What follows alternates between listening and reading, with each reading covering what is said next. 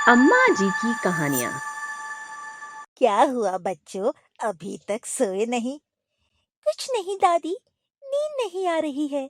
दादी दादी, आपने हम लोगों को बहुत दिनों से कहानी नहीं सुनाई। आज हम लोगों को कहानी सुनाओ।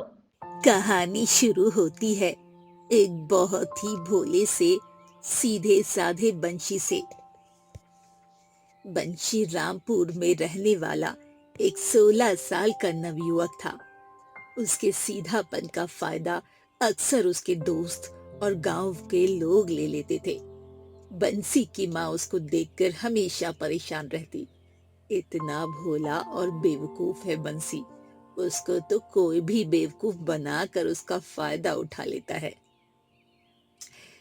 माँ के समझाने पर भी बंशी कभी समझदार नहीं बन पाया।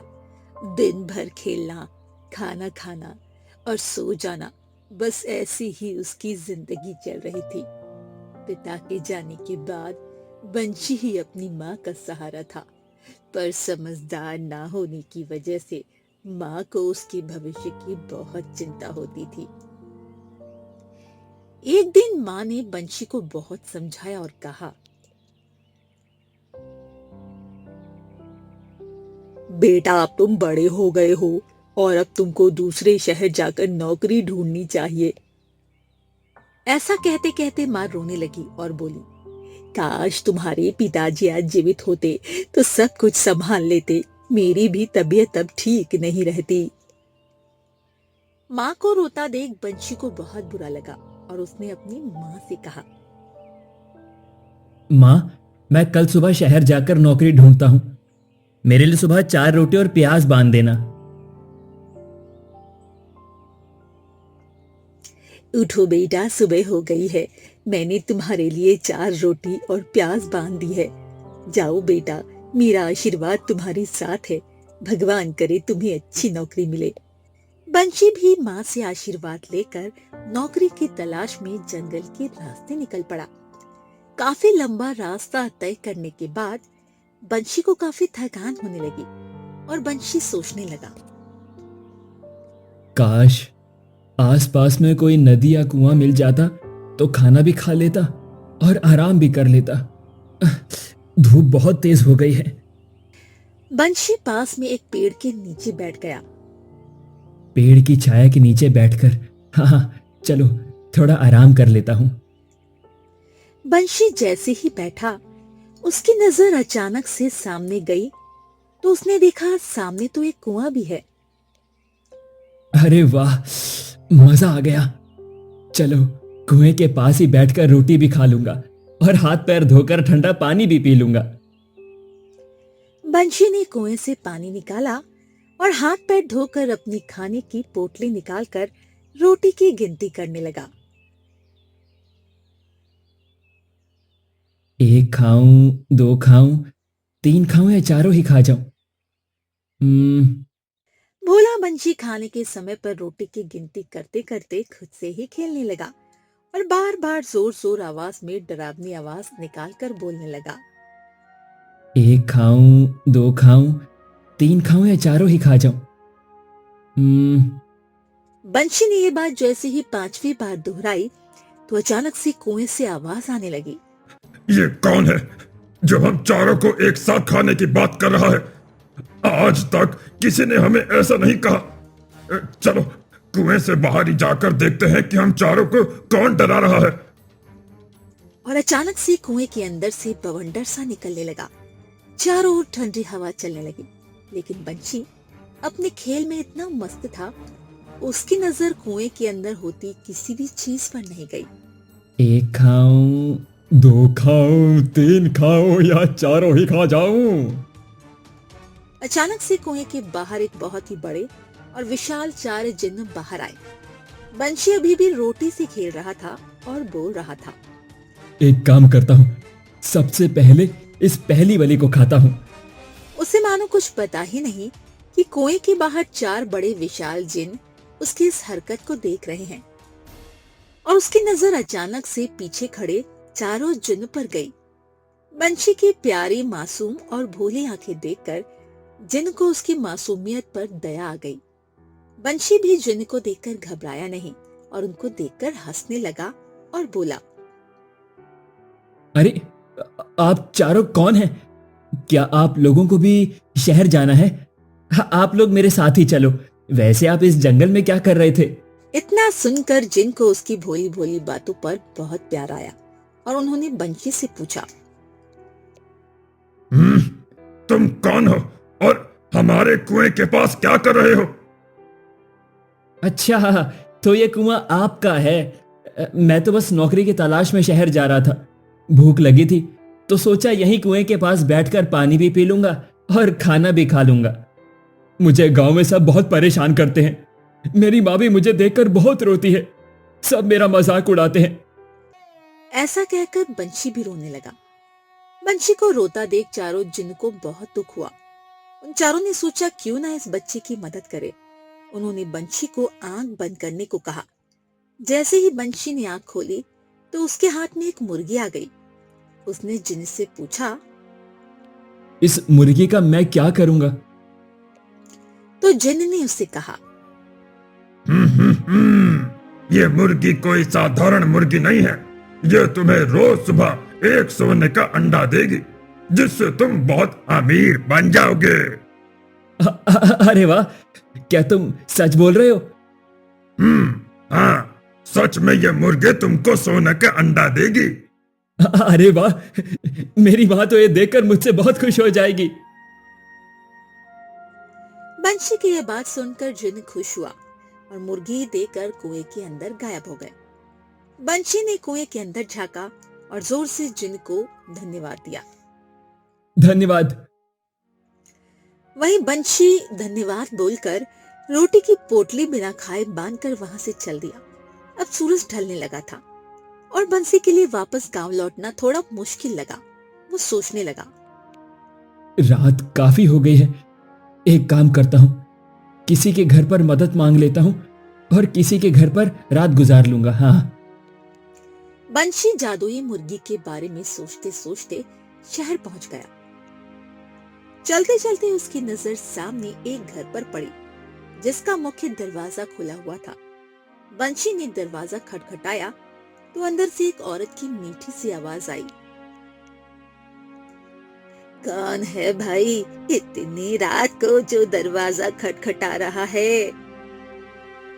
और ऐसा कहकर वो औरत बाहर आई और बंशी को देखा, जिसके हाथ में एक छोटी सी पोटली और मुर्गी थी। औरत का नाम कामिनी था। उसके पीछे पीछे कामिनी का पति बलबीर भी आ गया। उन्होंने बंशी से पूछा, क्या चाहिए तुम्हें? इतनी रात को यहाँ क्या करने के लिए आए हो? मैं रामपुर गांव के यहाँ से नौकरी ढूंढने आया था। काफी रात हो गई शहर पहुंचते पहुंचते, तो अगर आप एक रात के लिए मुझे अपने घर रुकने देंगे, मैं कल सुबह यहाँ से चला जाऊंगा और आपको बदले में बहुत सा पैसा दूंगा। कामिनी के कान पैसों का नाम सुनते ही खड़े हो गए। ये मुर्गी कोई साधारण मुर्गी नहीं है, बल्कि सोने का अंडा देने वाली मुर्गी है। भला कोई मुर्गी सोने के अंडे कैसे दे सकती है? पर चलो देखते हैं ये लड़का सच बोल रहा है या झूठ। उन्होंने उसकी बातें सुनकर उसे एक रात के लिए अपने घर में जगह दे दी। ठीक है, एक रात के लिए बाहर वाले कमरे में सो जाओ। बंशी बहुत थक गया था और पानी पीकर बिना कुछ खाए मुर्गी को बिस्तर के नीचे रखकर सो गया और दरवाजा अंदर से बंद कर दिया। बंशी खुद से बात करते हुए, कल तो सुबह मेरी माँ बहुत खुश हो जाएंगी सोने के अंडा देने वाली मुर्गी को देखकर। इस सोचते सोचते बंशी की थकान की वजह से आंख लग गई और वो गहरी नींद में सो गया। कामिनी और कल्लू मौका ढूंढ रहे थे। जैसे ही बंशी सो जाएगा, वो उसकी मुर्गी को उसकी ही जैसी दिखने वाली मुर्गी से बदल देंगे। जरा देखें सोने का अंडा देने वाली मुर्गी को, क्या सच में सोने का अंडा देती भी है ये? जैसे ही बंसी गहरी नींद में गया, कामिनी और बलबीर दबे पांव कमरे में आते हैं और दूसरी मुर्गी से जादुई मुर्गी से बदल देते हैं। अगले दिन सुबह बंशी की आंख खुलती है। वो उठते ही मुर्गी के पास जाता है और उसको गोद में लेकर बैठ जाता है। बंशी मुर्गी से बोलता है, अरे जादुई मुर्गी, जल्दी से सोने का अंडा देकर दिखाओ। सब मुझे बुद्धू बना देते हैं। उस जिन ने भी मुझे सभी की तरह बेवकूफ बनाया है। बंशी काफी देर इंतजार करता है, पर मुर्गी ने सोने का अंडा नहीं दिया। थोड़ी देर में बंशी ने जब बिस्तर के नीचे देखा तो मुर्गी ने वहां साधारण सा दिखने वाला सफेद अंडा दिया हुआ था। साधारण अंडे को देखकर बंशी को बहुत बुरा लगा। इतने में बंशी का रोना देख कामिनी और बलबीर अंदर आ जाते हैं और बंशी को रोता देख बोलते हैं, अरे बुद्धू बना दिया तुम्हारा उन्होंने। चलो अब रुपया निकालो और गांव जाओ। मेरे पास रुपए तो नहीं है, मैं आपको माँ से लेकर वापस दे दूंगा, अभी मुझे जाने दीजिए। ठीक है, जब दोबारा यहाँ आओ तो पक्का रुपए दे देना। इतना सुनकर बंशी मुर्गी को लेकर अपने गांव की ओर लौटने लगा।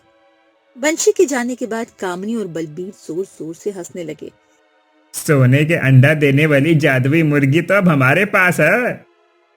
मुर्गी का जादुई अंडा लेकर वो बहुत खुश थे कि कैसे उनकी किस्मत बदल गई बंशी की वजह से।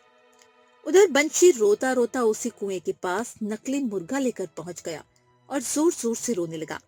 बंशी की रोती हुई दुख भरी आवाज सुनकर चारों जिन्न कुएं से बाहर आ गए और बंशी से बोले, क्या हुआ बंसी, तुम रो क्यों रहे हो? क्या तुमने ये बात किसी को बताई थी? हाँ, कल रात जब मैं शहर पहुंचा तो एक घर में देर हो गई। देर होने की वजह से कामिनी और कालू घर पर थे। मैंने वहां पर रात बिताई और उनसे ही कहा था, पर वहां तो ये मुर्गी जो तुमने मुझे दी थी वो तो निकली ही नहीं। जिन मन ही मन मुस्कुराए और बंशी से कहा, इस बार हम तुमको एक जादुई सोने का डंडा देंगे और तुम कामिनी और कल्लू को बोलना कि ये डंडा सोने का है और हर रोज डंडे को हिलाने से एक सोने का सिक्का निकलता है। ठीक है। और दोबारा कामनी और बलबीर के घर चला गया। क्या मैं एक रात और आपके घर पर रुक सकता हूँ? आपको पता है इस बार मैं बुद्धू नहीं बना और सोने का डंडा लाया हूँ जो हर रोज एक सोने का सिक्का देता है। कामनी और बलबीर उसकी बात सुनकर बहुत खुश हो गए, मानो उनकी तो मौज हो गई हो। ठीक है बंसी, तुम बाहर वाले कमरे में जाकर सो जाओ जाके। कामनी और कल्लू बंशी के सोने का इंतजार करने लगे। बंशी जैसे ही गहरी नींद में सो गया, वो उस कमरे में आ गए। जैसे ही उन्होंने डंडे को हाथ लगाया, जादुई डंडे ने उनकी जोर जोर से पिटाई करनी शुरू कर दी। बचाओ बचाओ बंसी, हमें बचाओ। बंसी, इस डंडे से हमें बचाओ। हल्ला होते सुन बंशी की आंख खुल गई। उसने देखा जादुई डंडा कामनी और बलबीर की जोर जोर से पिटाई कर रहा है। बंशू को देख वो चिल्लाने लगे, तुम ही इस डंडे से हमें बचा सकते हो। हम तुमसे माफी मांगते हैं, हमने ही तुम्हारी जादुई मुर्गी चुराई थी। हम वापस लौटा देंगे बंसी, हमें इस डंडे से बचा लो। मत मारो इन्हें, बस और मत मारो। बंशी के कहते ही डंडा शांत हो गया और एक ही जगह रुक गया। बंशी ने डंडे को हाथ में लिया और कामनी और बलबीर से अपनी जादुई मुर्गी वापस मांगी। कामनी और बलबीर को उनके किए की सजा मिल गई। डंडा और जादुई मुर्गी वापस पाकर बंशी बहुत खुश हुआ और खुशी खुशी भगवान का धन्यवाद करते करते अपने गांव वापस लौट आया।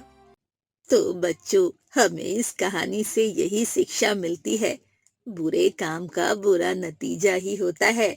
हमें हमेशा ईमानदारी से जीवन जीना चाहिए।